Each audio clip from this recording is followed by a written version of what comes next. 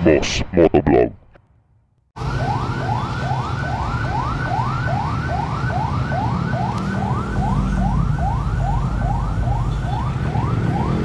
Okay, test ride natin ang bago ng Bristol. Ayan, QJ po yan, oh. Ayan, QJ 180. Test ride natin mga boss. Tara.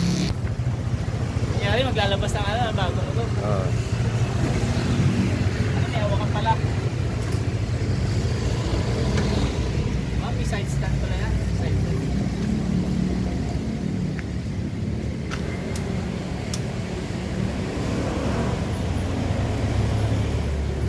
Ipindutin po bago i-start.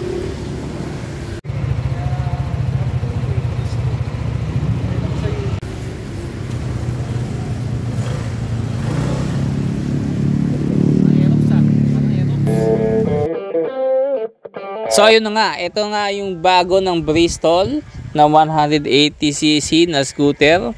Hawigan siya ng Aerox pero hindi Aerox, ano?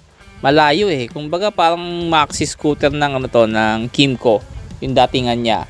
Pero iba rin, may sarili siyang identity na siya lang, wala ka makikita sa kalsada. 180cc na to mga bossing, na AX 180 kung tawagin ng Bristol. Pero titingnan mo na yung makina niyan, QJ Motors po ang gumawa sa ibang bansa. Of course, LED na ang kanyang mga lightnings mula sa harapan hanggang sa likod. Ang ganda ng kanyang ilaw. At yung kanyang tambucho, pakinggan natin saglit.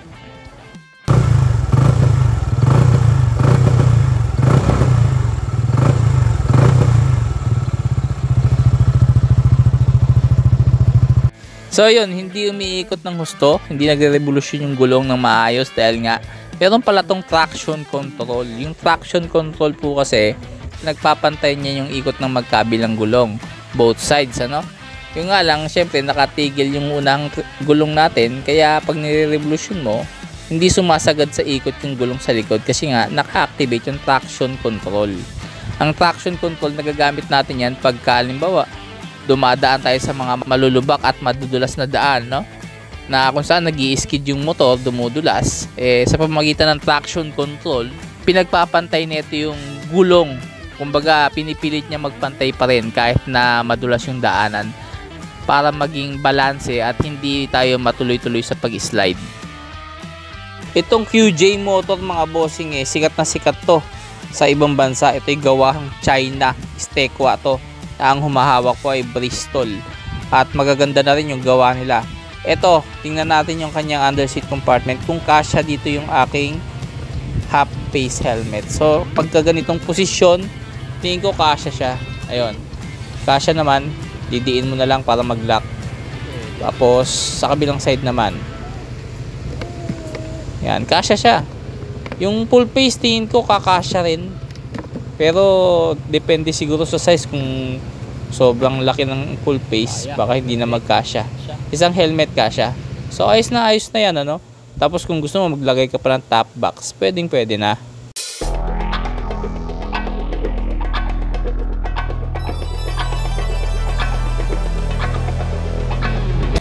Itong QJ Motor AX 180 ay merong 180cc 4 valves liquid cooled ang cooling system nito.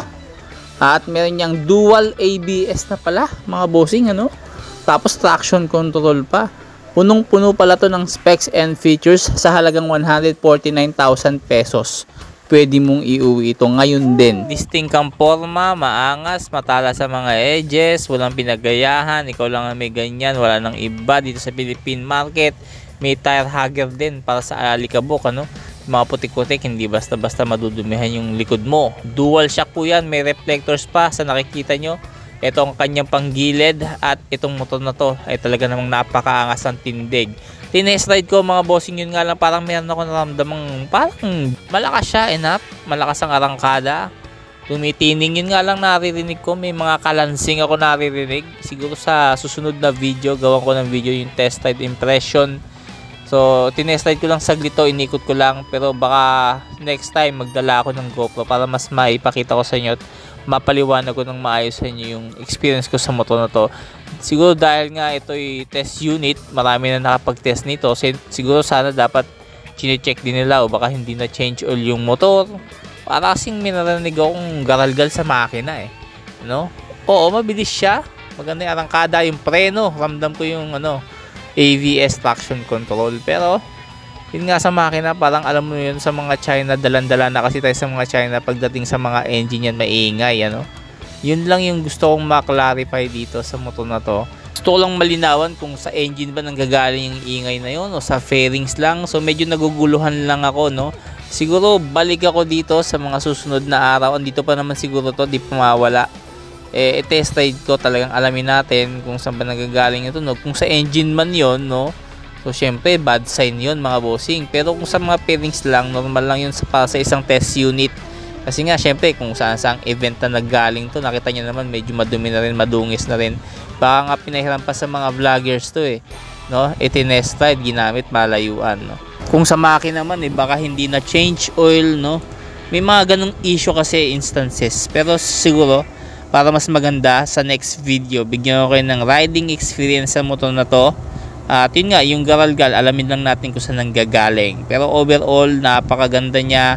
Yun nga lang, may kamahalan, 149,000 pesos to. Pero, kung iisipin mo naman, mahal siya, enough. Pero, pagdating naman sa specs, punong-puno naman siya. So, doon naman siya bumawi, mga bossing, Saka yung distinct look ng QJ, talagang hindi sila nanggagaya ng disenyo ng iba. Merong mga kilala tayong China brands na ginagaya halos copy-paste. Pero ito, mga labas ng QJ, talagang sarili nilang disenyo. At kamangha-mangha talaga yung body line ng mga motor nila. Bago ko tapusin ng video, 10 liters ang kanyang tank capacity. Ayos na ayos, malayo-layo na rin. At maganda syempre ang kanyang upuan. At ito po, syempre, pag yung mga ganitong QJ motor na AX180cc, liquid cooled, nakakiles na po ito.